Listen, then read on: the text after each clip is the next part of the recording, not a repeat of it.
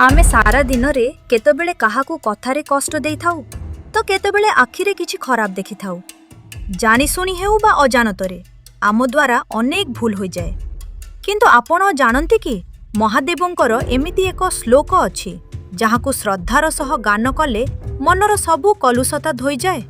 भगवान शिव हेउचंती करुणार सागर।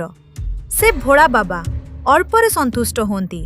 आमे मनीष आम द्वारा भूल हेबा स्वाभाविक, किंतु सही भूल को स्वीकार करी तांको पाखरे क्षमा मागिबा ही प्रकृत भक्ति। आज आसंतु जानिबा करचरण कृतं श्लोकर गभीर अर्थ।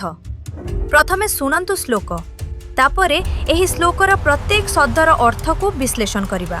करचरण कृतं वाक् कायजं कर्मजं वा श्रवण नयनजं वा मानसं वा अपराधं विहितमविहितं वा सर्वमेतत् क्षमस्व।